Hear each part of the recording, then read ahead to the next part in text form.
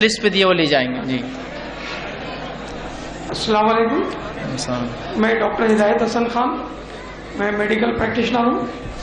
میرا ایک سوال ہے، ہمارے ایک دوست جن کی بیٹی کا ابھی رمضان سے پہلے رشتہ ہوا اور 2-3 ملاقات میں لڑکے والے بھی الحمدللہ کتاب و سنت کے ماننے والے ہیں، لیکن ان کا یہ کہنا تھا کہ ہمارے 3-4 داماد ہیں، ان کے سامنے تو تم کو آنا پڑے گا، لڑکی کو جو ہے ان کی خاطرداری کرنا پڑے گی. لیکن اس کے اوپر لڑکی کے والد نے جو ہے وہ رشتہ منسوخ کر دیا، ان کو بھگا دیا. میرا یہ سوال ہے کہ کیا رشتوں کو نبھانے کے لیے بے پردگی جائز ہے؟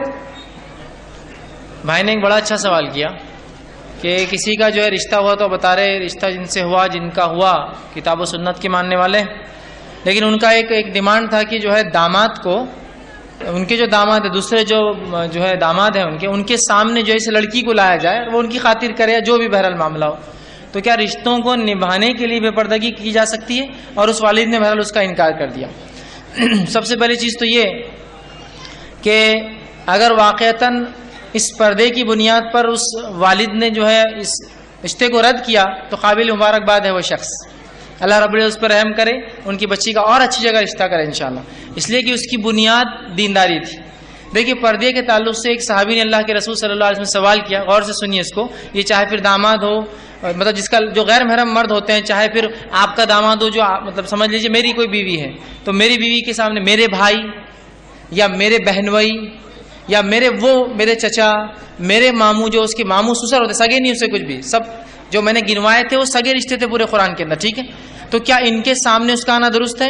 تو ایک صحابی نے اللہ کے رسول صلی اللہ علیہ وسلم سوال کیا، اے اللہ کے رسول، ہمو کے بارے میں آپ کا کیا کہنا ہے؟ اور ہمو عربی زبان میں اس شخص کو بولتے ہیں جو لڑکے کا بھائی ہوتا ہے یا لڑکے کا چچیرا، تیرا، ممیلا، خلیرا بھائی ہوتا ہے، یہ ہمو کہلاتے عربی میں.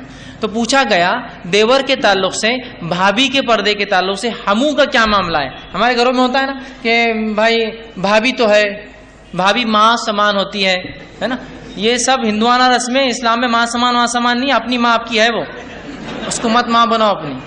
تو بہرحال اس طرح سے پھر وہ کوئی جو ہے پردے کا مسئلہ نہیں ہوتا ہے، چاہے جیٹھ، اور جیٹھ اتنا بڑا اس سے پردہ کریں گی کیا، اور دیور اتنا چھوٹا تمہارے بچے جیسا اس سے کریں گے کیا، اس کی حقیقت. تو وہ صحابی نے وہی سوال کیا ہمو کے بارے میں. تو آپ صلی اللہ علیہ وسلم سنیے کیا فرمایا، ہمو موت ہے،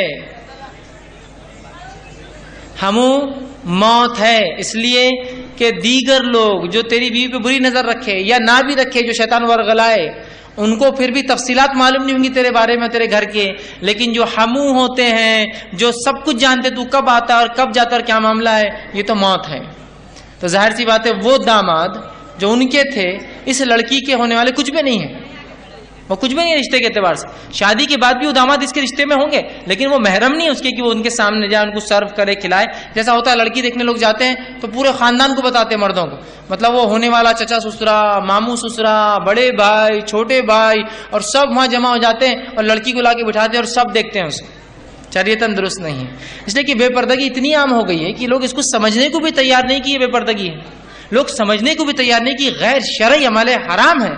تو بہرحال انہوں نے جو کام کیا بالکل درست کیا. شریعتاً ان کے دامادوں کے سامنے یہ ہونے والی بہو بالکل نہیں جائیں گے، اس لیے کہ اس کے محرمات نہیں ہیں، وہ ان سے نکاح ہو سکتا ہے اسے، اور جن سے نکاح ہو سکتا ہے ان سے پردہ ہے، ان کے سامنے وہ نہیں جا سکتی.